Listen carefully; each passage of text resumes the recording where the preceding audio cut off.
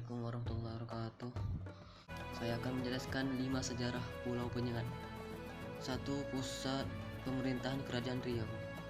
Pulau Penyengat pernah menjadi pusat pemerintahan Kerajaan Riau. Ketika itu namanya menjadi Pulau Penyengat Interaksi. Pada 1803, Pulau Penyengat awalnya dibangun sebagai pusat pertahanan. Pulau ini kemudian dibangun menjadi negeri dan keberdudukan yang di Pertuan Muda Kerajaan Riau ini. Ketika itu Sultan berkediaman resmi di Dai Lingga pada tahun 1900. Sultan Riau Lingga pindah ke Pulau Penyengat. Sejak itu lengkaplah peran Pulau Penyengat sebagai pusat pemerintahan, adat istiadat, agama Islam dan kebudayaan Melayu. 2. Pulau bersejarah. Pulau Penyengat merupakan pulau yang bersejarah. Pulau ini memiliki kedudukan penting dalam peristiwa jatuh bangunnya Imperium Melayu. Peran penting tersebut berlangsung selama 1170 tahun. Sejak berdirinya Kerajaan Riau di tahun 1707 sampai akhirnya diambil alih sepenuhnya oleh Belanda pada 1911. 3. Jadi kubu pertahanan perang saudara Johor.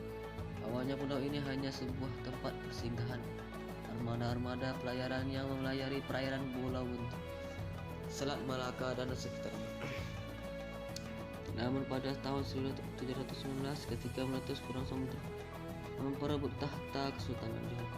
Perang tersebut antara raja kecil keturunan Sultan Mahmud Syekh melawan Tengku Sulaiman keturunan Sultan Abdul Jalil. Pulau Penyengat mulai dijadikan kubu pertahanan oleh raja kecil yang memindahkan pusat pemerintahan dari kota tinggi ke Riau. Perang samudra itu dimenangkan oleh Tengku Sulaiman saudara. Mereka dibantu 5 orang bangsa Bugis dulu, yaitu Daeng Prani, Daeng Prawe, Daeng Celek, Daeng Kemasi dan Daeng.